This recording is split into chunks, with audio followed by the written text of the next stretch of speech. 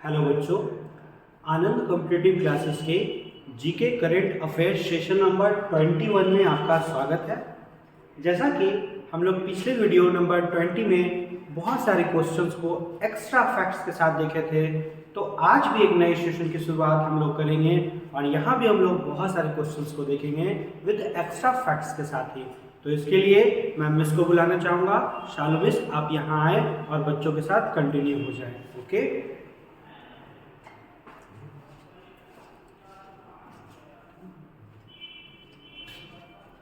चलिए स्टार्ट करते हैं सेशन नंबर 21। देखिएगा इसमें क्वेश्चन नंबर फर्स्ट। देखिए क्या दे रहा है क्वेश्चन नंबर फर्स्ट में, आरबीआई डेटा सेंटर और साइबर सुरक्षा प्रशिक्षण संस्थान किस शहर में स्थापित किया जाएगा। ठीक है, आरबीआई के लिए किया जाएगा आरबीआई डेटा सेंटर और सुरक्षा प्रशिक्षण संस्थान। कल भी हम लोग देखे थे आरबीआई के बारे में फुल डिटेल से, इसलिए आज हम लोग इसका चर्चा नहीं करते, इसके बारे में देखते हैं। कहाँ स्थापित हो रहा है, तो ये आपका स्थापित हो रहा है भुवनेश्वर में। कहाँ? भुवनेश्वर। भुवनेश्वर किस राज्य में पड़ता है, तो ये आपका उड़ीसा का एक शहर है। ठीक है, भुवनेश्वर कहाँ पड़ता है, तो ये आपका उड़ीसा का एक शहर है। और भुवनेश्वर बहुत ज़्यादा इंपॉर्टेंट है। इंपॉर्टेंट रहने का रीज़न भी ये है क्योंकि इस बार जो आपका हॉकी वर्ल्ड कप हुआ था वो कहाँ हुआ था, तो वो उड़ीसा के भुवनेश्वर में ही हुआ था। कहाँ हुआ था? Hockey world cup. ठीक है, तो ये हुआ था आपका भुवनेश्वर, उड़ीसा के दो शहर में हुआ था, भुवनेश्वर में और राउरकेला में। ठीक है, उड़ीसा में भुवनेश्वर में और आपका राउरकेला में। भुवनेश्वर में कौन सा स्टेडियम था, तो ये था आपका कलिंगा स्टेडियम। ठीक है, कलिंगा स्टेडियम। और आपका राउरकेला में तो ये था आपका बिरसा मुंडा स्टेडियम, बिरसा मुंडा स्टेडियम। ठीक है, इन दोनों स्टेडियम में कौन सा खेल हुआ था, तो ये आपका हॉकी वर्ल्ड कप हुआ था। और देखिएगा ये जो आपका कलिंग है ये आपका उड़ीसा का पुराना नाम है। ठीक है, उड़ीसा का पुराना नाम एक आपका कलिंग भी है, कलिंग, और दूसरा है आपका उत्कल। ठीक है, अब देखिएगा यहाँ पे कनेक्ट करेगा कलिंग से। कलिंग युद्ध एक वर्ड हुआ था भारत में। ठीक है, कलिंग युद्ध, कलिंग युद्ध कब हुआ था, तो ये हुआ था आपका 261 बीसी में। कौन किया था, तो अशोक किया था, और कलिंग की राजधानी तोसली पर अधिकार कर लिया था। यहाँ पे हम लोग ये देखें कि सुरक्षा प्रशिक्षण संस्थान कहाँ स्थापित हो रहा है, भुवनेश्वर में, जो कि उड़ीसा का एक शहर है। ठीक है, उड़ीसा का राज्य भी है। ठीक है, भुवनेश्वर और राउरकेला में क्या हुआ था, तो ये आपका हॉकी वर्ल्ड कप हुआ था, भुवनेश्वर के कलिंगा स्टेडियम में और राउरकेला का बिरसा मुंडा स्टेडियम में। और हम लोग यहाँ पे क्या देखिए, एक चीज़ आप बहुत बार देख चुके हैं कि हॉकी वर्ल्ड कप जीता कौन था, तो जर्मनी जीता था बेल्जियम को हरा करके। और जैसे देख सकते हैं, देखिए आपको यहाँ पे उड़ीसा में ही आपका कोणार्क सूर्य मंदिर है। ठीक है, कोणार्क सूर्य मंदिर। ठीक है, ये कहाँ पड़ता है आपका, तो ये आपका उड़ीसा में ही है। और ये जो कोणार्क सूर्य मंदिर है इसका चित्र किस रुपए के नोट में अंकित है, ये भी इंपॉर्टेंट है, क्वेश्चन आता है इस टाइप से। तो 10 रुपया का जो नोट है, 10 रुपये के नोट में आपका किस चीज़ का चित्र है, तो ये आपका कोणार्क सूर्य मंदिर का। और ये कोणार्क सूर्य मंदिर बनाया कौन था, तो ये गंग वंश के शासक नरसिंहदेव प्रथम। ठीक है, नरसिंहदेव के द्वारा बनवाया गया था। ठीक है, कोणार्क का सूर्य मंदिर बनवाया कौन था, तो गंग वंश के शासक नरसिंहदेव प्रथम। यहाँ पे हम लोग देखिए ये सब और भी कुछ पहले से देखिएगा एमपी। ठीक है, तो मध्य प्रदेश में आपका 5वां खेलो इंडिया यूथ गेम्स हुआ था। जिसे देखिएगा आपका यहाँ पे हरियाणा। ठीक है, हरियाणा के सीएम कौन है, मनोहर लाल खट्टर।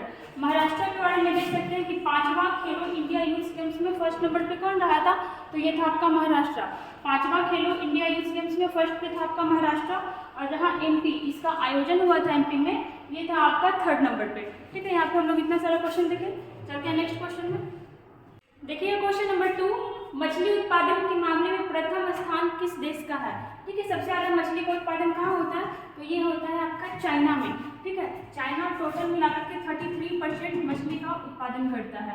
यहाँ पे चाइना क्या हो गया आपका फर्स्ट नंबर पे। अगर और भी देखते हैं तो सबसे फर्स्ट नंबर पे जो है आपका चाइना, सेकंड पे देखें तो इंडिया। ठीक है, थर्ड पे देखें तो इंडोनेशिया, और फिर अगर 4th नंबर पे देखते हैं तो ये हो जाएगा आपका पेरू, और 5th नंबर पे यूएसए। ठीक है, ऐसे 5 का क्रम है नीचे घटते हुए। सबसे ज़्यादा चाइना में, फिर next India, Indonesia, Peru and USA में आपका मछली का उत्पादन सबसे ज़्यादा होता है। अगर यहाँ पे इंडिया का देखें तो इंडिया जो है आपका दुग्ध उत्पादन सबसे ज़्यादा करता है, दुग्ध उत्पादन में इंडिया सबसे आगे है। ठीक है, और अगर आपसे पूछता है कि इंडिया में भी कौन सा राज्य, तो तो अगर राज्य का बोलेगा तो यूपी, ठीक है। भारत में भी सबसे ज़्यादा दुग्ध उत्पादन कहाँ होता है, तो ये होता है यूपी में, ठीक है। अगर हम लोग यहाँ पर मछली के बारे में देखते हैं, मछली उत्पादन, ठीक है, मछली उत्पादन से रिलेटेड क्रांति को क्या कहा जाता है, तो ये हो जाएगा आपका नीली क्रांति, ठीक है, नीली क्रांति। अगर आपसे कोई पूछता है कि नीली क्रांति किस चीज़ से रिलेटेड है, तो ये मछली से रिलेटेड है। अगर दुग्ध से रिलेटेड बोले तो ये हो जाएगा आपका श्वेत क्रांति, ठीक है, श्वेत क्रांति। ये हो गया आपका दूध से रिलेटेड। एक होता है आपका हरित क्रांति, ठीक है, हरित क्रांति। ये किस चीज़ से रिलेटेड है, तो ये है आपका गेहूँ और चावल से रिलेटेड है, ठीक है, गेहूँ और चावल से रिलेटेड क्रांति कौन सा था, हरित क्रांति। अगर आपसे पूछे कि हरित क्रांति का शुरुआत कब किया था, तो ये किए थे डॉक्टर नॉर्मन बोरलॉ, ठीक है, डॉक्टर नॉर्मन बोरलॉ, ठीक है। हरित क्रांति की शुरुआत ये किए थे। तो देखिए ये विश्व स्तर पे किए थे, ठीक है, वर्ल्ड लेवल पे ये स्टार्ट किए थे, मैक्सिको वगैरह में हुआ था चालू। अगर आपसे पूछते हैं कि और कब किए थे, तो 1960 के लगभग में किए थे, ठीक है, 1960 के दशक में किए थे। अगर आपसे पूछते हैं कि भारत में कौन शुरुआत किया था, तो भारत में आपका 66-67 के लगभग में एस स्वामीनाथन, ठीक है, एस स्वामीनाथन ये किए थे आपके हरित क्रांति का शुरुआत।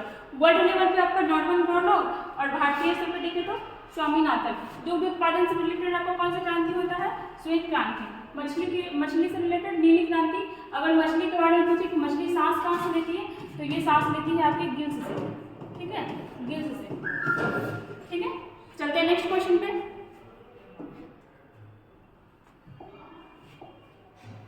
देखिए क्वेश्चन नंबर 3, मनरेगा के तहत सर्वाधिक मजदूरी 357 रुपया, ठीक है, 357 रुपया देने वाला राज्य कौन सा बना है, मनरेगा, ठीक है। पहले तो देखिए कि मनरेगा को स्थान लिखा के आपका नरेगा था, ठीक है, नरेगा,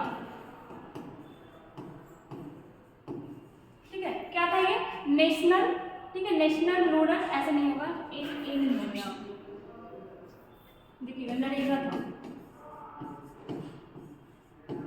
ठीक है, national rural employment guarantee act. इसका फुल फॉर्म क्या हो जाएगा, तो हो जाएगा आपका नेशनल रूरल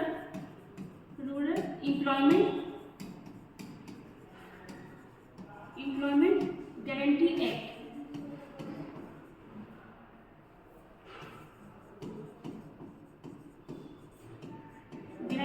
ठीक है। ये था आपका नरेगा।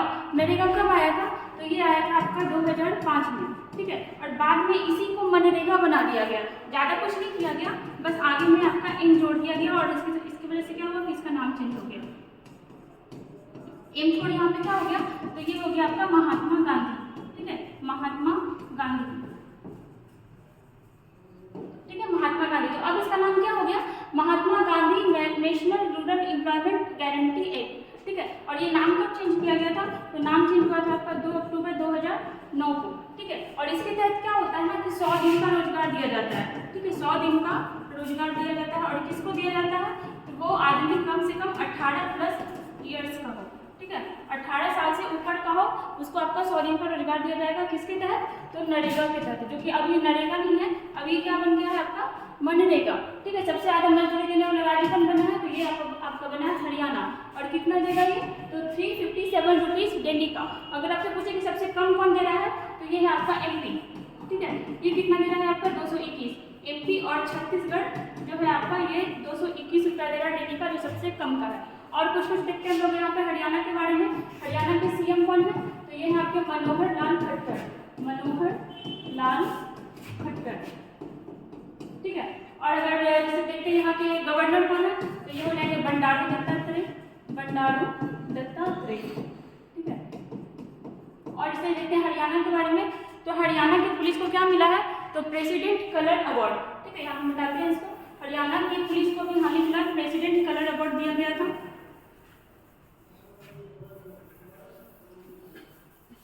देखिएगा हरियाणा की पुलिस को president colour award, president colour award, ठीक है। आपसे ये क्वेश्चन पूछेगा कि किस राज्य की पुलिस को भी प्रेसिडेंट कलर अवार्ड मिला था, तो ये क्या हो जाएगा आपका हरियाणा। अगर आपसे पूछते हैं कि उत्तर भारत का, ठीक है, उत्तर भारत का पहला परमाणु संयंत्र कहाँ लगाया जाएगा, तो ये भी हो जाएगा आपका हरियाणा, ठीक है। उत्तर भारत का पहला परमाणु संयंत्र, परमाणु संयंत्र, ये भी आपको कहाँ लगाया जाएगा, तो ये होगा आपका हरियाणा में। ठीक है, पहले पॉइंट देखिए कि हरियाणा की पुलिस को प्रेसिडेंट कलर अवार्ड मिला, और क्या उत्तर भारत का पहला परमाणु संयंत्र कहाँ लगाया जाएगा, हरियाणा में। एक चीज और देख लेते हैं कि दुनिया का सबसे बड़ा अनाज एटीएम ये कहाँ खोला गया, तो ये भी हरियाणा में। ठीक है, दुनिया का सबसे बड़ा अनाज एटीएम, ठीक है, तो ये कहाँ खोला गया, ये भी आपका हरियाणा में। ठीक है, चलते हैं नेक्स्ट क्वेश्चन पे। देखिएगा क्वेश्चन नंबर 4, आर्टन कैपिटल द्वारा जारी पासपोर्ट इंडेक्स 2023 में भारत का रैंक क्या है। ये क्वेश्चन लगता है कल भी हुआ था, आज भी आ गया है। क्या हो जाएगा इसका ऑप्शन नंबर ए 144। ठीक है, ये निकलता कैसे है आपका पासपोर्ट इंडेक्स, ये आपका एक होता है MMS, ठीक है, मोबिलिटी स्कोर। ठीक है, मोबिलिटी स्कोर जिसका जितना ज़्यादा स्कोर रहता है उसके अकॉर्डिंग उसका पासपोर्ट इंडेक्स पता चलता है। इसमें भारत का मोबिलिटी स्कोर कितना है, तो ये है आपका 70। ठीक है, और भारत कितने नंबर पे है, तो ये है आपका 144 नंबर पे। अगर आपसे पूछता है कि फर्स्ट नंबर पे कौन है, तो फर्स्ट पे हो जाएगा आपका UAE। ठीक है, अगर आपसे पूछता है कि फर्स्ट नंबर पे कौन है, तो ये है आपका UAE, एक नंबर पे है, और इसका मोबिलिटी स्कोर कितना है। अगर आपसे पूछता है कि इसका मोबिलिटी स्कोर ये कितना है, तो ये हो जाएगा 181। ठीक है, इसका 181 मोबिलिटी स्कोर है और नंबर पे है ये 1। अगर भारत का पूछता है तो इसका मोबिलिटी स्कोर 70 है और ये नंबर कितने पे है, 1 नंबर पे। जैसे हम लोग 85 के बारे में देख सकते हैं कि अगर भारत का पूछे हेनले पासपोर्ट इंडेक्स के अनुसार पासपोर्ट में, मतलब हेनले पासपोर्ट इंडेक्स में भारत का रैंक कितना है, तो ये हो जाएगा आपका 85। ठीक है, किससे हो जाएगा, तो हेनले पासपोर्ट इंडेक्स के अनुसार। ठीक है, अगर 126 में पूछेगा ये क्या है, तो ये इससे हमारे भारत का खुशहाली रैंक पता चलता है। ठीक है, हैप्पीनेस इंडेक्स में, हैप्पीनेस इंडेक्स में भारत का स्थान क्या है, तो ये है आपका 126। ठीक है, अगर आपसे पूछे कि सबसे खुशहाल देश कौन है फर्स्ट नंबर पे, तो लगातार छठी बार, ठीक है, लगातार छठी बार कौन बना है, तो आपका बना है वो फिनलैंड। और देखिएगा यहाँ पे 150 ये क्या है आपका, तो ये आपका वो मीडिया वाला होता है ना, क्या बोलते हैं उसको, ये आपके मीडिया का स्कोर कितना रहा है 150। ठीक है, 150 में आप देखिएगा मीडिया स्कोर ये कितना रहा है आपका 150। ठीक है, हम लोग कितना देखेंगे, कल भी शायद ये क्वेश्चन आ गया था। चलते हैं नेक्स्ट क्वेश्चन पे। नंबर 5, क्वेश्चन नंबर 5 देखिएगा, चुनावी लोकतंत्र सूचकांक 2023 में भारत का स्थान क्या। देखिए इसके पहले जो हम लोग देखे थे वो आपका आर्टन कैपिटल से क्या पता चल रहा था, पासपोर्ट इंडेक्स, हमारा पासपोर्ट कितना ज़्यादा मजबूत है और कमजोर है। यहाँ पे आपका बात हो रहा है चुनावी लोकतंत्र सूचकांक 2023 में भारत का स्थान क्या है। क्या हो जाएगा इसका ऑप्शन नंबर ए 108 नंबर पे हमारा भारत है। चुनावी मतलब लोकतंत्र सूचकांक में हमारा स्थान क्या है, तो ये है आपका 108। ठीक है, अभी हम लोग इसके बारे में देखे थे 126 क्या था आपका हैप्पीनेस इंडेक्स में भारत 126 नंबर पे है। 150 क्या था आपका, तो ये आपका मीडिया वाला था, क्या क्या वो उसको बोलते हैं, प्रेस स्वतंत्रता सूचकांक बोल सकते हैं। ठीक है, वो हो जाएगा 85। हम लोग क्या देखें, हेनले पासपोर्ट इंडेक्स में भारत का स्थान क्या था 85। 17 क्या है आपका हंगर इंडेक्स। ठीक है, हंगर इंडेक्स में भारत का स्थान क्या है 107। और अगर हम लोग क्या देखे थे आर्टन कैपिटल, ठीक है, आर्टन कैपिटल के बारे में अगर देखते हैं तो कितना नंबर आता है भारत का 144। इसके जस्ट पहले वाले क्वेश्चन में कि आर्टन कैपिटल के अनुसार भारत का पासपोर्ट इंडेक्स में क्या स्थान है 144। ठीक है, यहाँ पर हम लोग ये सब देखते हैं। अब देखिए यहाँ पर अगर आप रिलेट करिएगा तो 108 से एक चीज रिलेट कर सकते हैं। अगर हम लोग पॉलिसी में चले जाए तो अनुच्छेद 108, ठीक है, अगर हम लोग देखते हैं अनुच्छेद 108 इसमें किस चीज का प्रावधान है, तो इसमें आपका संयुक्त अधिवेशन का प्रावधान है। किस चीज का, संयुक्त अधिवेशन। ठीक है, संयुक्त अधिवेशन, इसको हम लोग क्या बोलते हैं ज्वाइंट कमेटी। ठीक है, इसका प्रावधान किस चीज में है, तो अनुच्छेद 108 में। संयुक्त अधिवेशन बुलाता कौन है, अगर बुलाने का बात बोलेगा तो राष्ट्रपति बुलाता है। कौन बुलाता है आपका राष्ट्रपति। ठीक है, और अध्यक्षता कौन करता है, तो ये आपका करता है लोकसभा स्पीकर। ठीक है, लोकसभा स्पीकर। क्या हम लोग देखें कि अनुच्छेद 108 में क्या है आपका संयुक्त अधिवेशन का प्रावधान है, बुलाता कौन है राष्ट्रपति और अध्यक्षता कौन करता है, तो यह हो जाएगा आपका लोकसभा स्पीकर। ठीक है, क्या अभी तक बुलाया गया है एक बार में संयुक्त अधिवेशन, तो 3 बार बुलाया गया है। ठीक है, संयुक्त अधिवेशन अभी तक भारत में कितनी बार बुलाया गया है, 3 बार। कब को, तो ये हो जाएगा आपका 1961, ठीक है 1961, 1978 और आपका हो जाएगा 2002 में। कितनी बार बुलाया गया, 1961, 1978 और 2002 में। पहली बार जो आपका बुलाया गया था, देखिए 3 बार कोई भी चीज होता है तो इंपॉर्टेंट होता है। क्या करेगा एग्जाम में कि आपका चार ऑप्शन दे देगा, 3 आपका सही रहेगा, 1 गलत रहेगा। बताना होगा कि बताइए कब मतलब कब नहीं बुलाया गया था, तो 61 में किसके लिए बुलाया गया था, तो ये आपका दहेज के लिए। ठीक है, मतलब दहेज को लेकर इशू हुआ था, इसके लिए बुलाया गया था। और इसमें पीएम कौन थे, तो इसमें आपके पीएम थे नेहरू। ठीक है, 1961 में आपको दहेज को लेकर के बुलाया गया था, उसमें पीएम कौन थे आपके? नेहरू। अगर 78 में देखते हैं तो बैंकिंग सेवा के लिए बुलाया गया था, ठीक है, बैंक से रिलेटेड कुछ इशू था और इसमें पीएम कौन थे? मोरारजी देसाई, मोरारजी देसाई, ठीक है। और अगर 2002 में देखते हैं तो ये आपका आतंकवाद से रिलेटेड कुछ था, ठीक है, आतंकवाद, ठीक है। आतंकवाद कानून जो आपका आया था, कोटा करके जो आया था उस समय उस चीज से रिलेटेड है। और इसमें पीएम कौन थे? तो थे आपके अटल बिहारी वाजपेयी, ठीक है, अटल जी थे, मतलब अटल बिहारी वाजपेयी थे। और एक कोटा आया था, ठीक है, कोटा आतंकवाद से रिलेटेड था, उसके लिए आया था, ठीक है, याद रखिएगा इसको। ये 3 बार अभी तक हमारे यहाँ क्या बनाया गया था? संयुक्त अधिवेशन। चलते हैं नेक्स्ट क्वेश्चन पे। देखिए question number 6, PEN Nabokov life time achievement award 2023 से किसे सम्मानित किया गया? कौन सा अवार्ड है? तो आपका pen Nabokov life time achievement पुरस्कार किसको दिया गया है? तो यहाँ पर दिया गया है विनोद कुमार शुक्ल को, ठीक है। किसको? विनोद कुमार शुक्ल को। देखिए विनोद से याद आया, एक आपका और था, कौन सा पुरस्कार? सुभाष चंद्र बोस के बर्थडे पे दिया गया था, आपदा प्रबंधन पुरस्कार, ठीक है। वो इसके पहले वाले किसको दिया गया था? तो विनोद शर्मा को भी दिया गया था। और एक तो और भी विनोद बहुत फेमस है, देखिएगा यहाँ पे डॉक्टर तपन सेठिया, इनको क्या मिला है? तो इस बार का इनको असम वैभव पुरस्कार, असम वैभव पुरस्कार इनको मिला है। इसके पहले किसको मिला था? तो ये मिला था रतन टाटा को।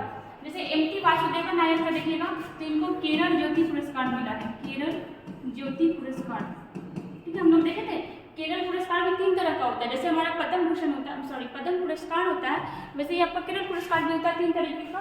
उसमें से केरल ज्योति सबसे बड़ा होता है, वो किसको मिला इस बार? एमटी वासुदेवन नायर को मिला है। एक चीज और देखिएगा, ये जो pen Nabokov life time achievement पुरस्कार होता है, ये साहित्यिक अवार्ड है, ठीक है। कौन सा अवार्ड है आपका? साहित्यिक, ठीक है। ये लेखक है, इनको मिला है। और ये है कहाँ के? तो ये आपके छत्तीसगढ़ के। विनोद कुमार शुक्ल कहाँ के? छत्तीसगढ़ के। जैसे अभी हाल फिलहाल और भी बहुत सारा अवार्ड मिला है आपका लेखन में, वो हम लोग कुछ देखते हैं। जैसे देखिएगा एक नाम शिव संकड़ी, इनको इस बार क्या मिला है? तो इनको मिला है आपका सरस्वती सम्मान। कौन सा अवार्ड? सरस्वती सम्मान। और इनके बुक का क्या नाम था? बुक का नाम था इनका सूर्यवंशम। जैसे और भी देखिएगा होगा ज्ञान चतुर्वेदी, इनको कौन सा अवार्ड मिला है? तो इनको मिला है आपका व्यास सम्मान, ठीक है, व्यास सम्मान। किस बुक के लिए मिला है? तो ये मिला है आपका पागल खाना के लिए। बुक का नाम क्या है? पागल खाना, ठीक है। और जैसे देखिएगा गीतांजलि श्री, ठीक है, गीतांजलि श्री, इनको क्या मिला है? तो इनको भी साहित्यिक अवार्ड मिला था। कौन सा अवार्ड मिला था? तो मिला था अंतर्राष्ट्रीय मैन बुकर पुरस्कार। बुक का नाम क्या था? तो रेत की समाधि, ठीक है। और जैसे देखिएगा एक नाम और सेहान करुणा तालिका,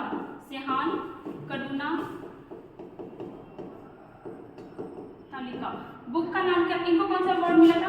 तो इनको मिला था बुकर पुरस्कार। और बुक का नाम क्या था? तो बहुत लंबा नाम है बुक का, बस 10 7 मून करके याद रखिएगा, ठीक है। बुक का नाम बहुत लंबा था, 10 7 मून करके याद रखिएगा। यहाँ पे हम लोग देखिए गीतांजलि श्री को देखिए, दोनों में अंतर है। ये आपका अंतर्राष्ट्रीय लेवल पे और ये आपका राष्ट्रीय लेवल पे। अंतर्राष्ट्रीय मैन बुकर पुरस्कार किसको मिला? रेत की समाधि को। और लेखिका ने गीतांजलि श्री। और बुकर पुरस्कार किसको मिला? तो सेहान करुणा तालिका को। एक और देखिएगा इंपॉर्टेंट नाम है फहमीदा अजीम, ठीक है, फहमीदा अजीम, इनको क्या मिला है? तो इनको मिला है पुलित्जर अवार्ड, ठीक है, पुलित्जर अवार्ड। और ये किस चीज से रिलेटेड है? तो ये भी आपका किस चीज से रिलेटेड? पत्रकारिता से, ठीक है, पत्रकारिता से ये रिलेटेड है। और ये है कहाँ की? तो ये आपके बांग्लादेश की है, बांग्लादेश, ठीक है। चलते हैं नेक्स्ट क्वेश्चन पे।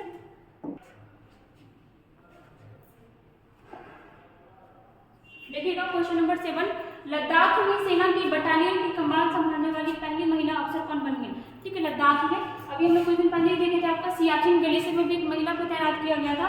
और वो कौन थी? आपकी शिवा चौहान, ठीक है। इनको कहाँ तैनात किया गया था? सियाचिन ग्लेशियर में, सियाचिन ग्लेशियर में अफसर के रूप में पहली महिला थी, ठीक है, सियाचिन ग्लेशियर। और देखिएगा आपका यहाँ पे हो जाएगा आपका option number C, Geeta Rana को पहली बार लद्दाख में महिला बटालियन के रूप में इनको तैनात किया गया है। और देखिएगा अभी चतुर्वेदी के बारे में, तो पहली महिला जो लड़ाकू विमान पायलट बनी है, लड़ाकू विमान पायलट, ठीक है, लड़ाकू विमान उड़ाने कौन बनी है? तो ये आपकी अवनी चतुर्वेदी। यहाँ पर देखिएगा आयशा अजय होगा। आयशा अजय सबसे कम उम्र की, ठीक है, सबसे कम उम्र की पायलट बनी है, ठीक है, भारतीय सेना में। जैसे और देखिएगा लांस नायक मंजू, ठीक है, लांस नायक मंजू, ये कौन है? तो ये पहली महिला स्काई डाइवर बनी है भारतीय सेना में पहली महिला स्काई डाइवर, ठीक है, स्काई डाइवर, ठीक है। भारतीय सेना में पहली महिला स्काई डाइवर कौन बनी है? तो ये है आपकी लांस नायक मंजू। जैसे और देखिएगा शिवांगी सिंह, ठीक है, शिवांगी सिंह के बारे में देखिएगा कि पहली महिला फाइटर पायलट बनी है, पहली महिला फाइटर पायलट। दो चीज और देखिएगा, ये आपका पॉलिटिक्स से रिलेटेड है, जिससे देखिएगा एक आपका चंद्रानी मुर्मू, ठीक है, चंद्रानी मुर्मू, ठीक है, और एक नाम देखिएगा आपका आर्या राजेंद्रन,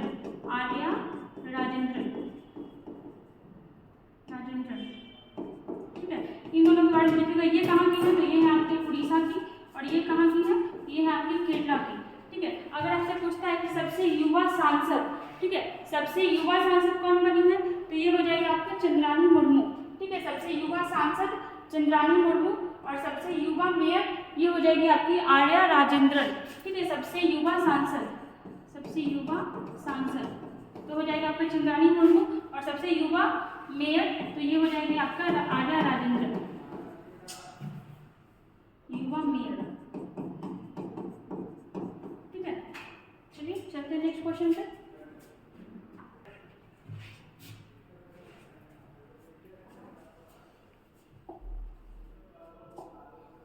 देखिएगा क्वेश्चन नंबर 8, आप मानव हाथी संघर्ष को रोकने के लिए गजमित्र पहल कहाँ प्रारंभ किया गया? ठीक है, गजमित्र क्या हो गया? हाथी मित्र, मतलब गजमित्र पहल किसको रोकने के लिए रोका गया? तो हाथी संघर्ष को रोकने के लिए कहाँ स्टार्ट हुआ है? तो ये स्टार्ट हुआ आपका वेस्ट बंगाल में। अभी 2-3 दिन पहले हम लोग देखे थे कि हाथी परियोजना कब लाया गया था, ठीक है, तो ये आपका लाया गया था 1992 में, ठीक है, 1992 में लाया गया था, और इसका 30 साल पूरा था, तो उसका महोत्सव मनाया गया था। और कहाँ मनाया गया था? तो ये आपका मनाया गया था असम में, ठीक है। असम में कौन सा मनाया गया था? तो हाथी परियोजना जो 30 साल कंप्लीट हुआ था, उसका महोत्सव आपका असम में मनाया गया था। जैसे और देखते हैं वेस्ट बंगाल के बारे में। यहाँ ये जो आपका वेस्ट बंगाल है, ये पहला जैव विविधता रजिस्टर, देखिएगा जैव विविधता रजिस्टर पाने वाला पहला शहर क्या हो जाएगा? कोलकाता, पहला शहर कोलकाता, ठीक है। जैसे वेस्ट बंगाल के बारे में और भी देखिएगा, यहाँ की सीएम कौन है? तो सीएम है आपको ममता बनर्जी, ठीक है, ममता बनर्जी। अगर आपसे गवर्नर पूछते हैं तो कौन है? सीवी आनंद बोस। और यहाँ के जो गवर्नर पहले थे जगदीप धनखड़, वो क्या बन गए? वो अभी बन गए उपराष्ट्रपति, ठीक है। जैसे केरल के बारे में देखिएगा, सोने का एक समान कीमत लागू करने वाला पहला राज्य, सोने की एक समान कीमत, ठीक है, सोने की एक समान कीमत, ठीक है। और क्या? खुद का इंटरनेट सेवा लागू करने वाला पहला राज्य, केरल में ही आपका क्या हुआ है? तो बस यहाँ पर बहुत सारा रोबोट यूज किया गया, जैसे रोबोटिक हाथी, ठीक है, रोबोटिक हाथी का यूज किया गया है मंदिर में। और ऐसे मैनहोल की सफाई के लिए भी केरल में क्या यूज हो रहा है आपका? तो रोबोट यूज हो रहा है। जैसे राजस्थान में देखिएगा, यहाँ अभी जयपुर में क्या बनाया गया है? संविधान उद्यान, ठीक है, जयपुर में क्या बनाया गया है? संविधान उद्यान, ठीक है। और देखिएगा जैसे महाराष्ट्र के बारे में हम लोग अभी देखे थे कि महाराष्ट्र में क्या हुआ है? तो ये आपका 5वां खेलो इंडिया यूथ गेम्स हुआ था, उसमें फर्स्ट नंबर पे कौन था? आपका महाराष्ट्र, ठीक है। चलते हैं नेक्स्ट क्वेश्चन पे।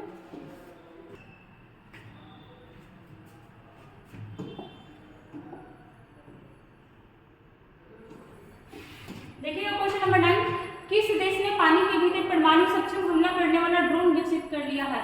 ठीक है, क्या विकसित किया है? ड्रोन। और कौन किया है? तो ये हो जाएगा आपका उत्तर कोरिया, ठीक है, उत्तर कोरिया द्वारा ये विकसित किया गया है। देखिए यहाँ पे क्वेश्चन अगर आपसे पूछे कि उत्तर कोरिया और दक्षिण कोरिया, ठीक है, ये वो आपका नॉर्थ कोरिया, ये वो आपका साउथ कोरिया, दोनों को अलग कौन सा रेखा करता है?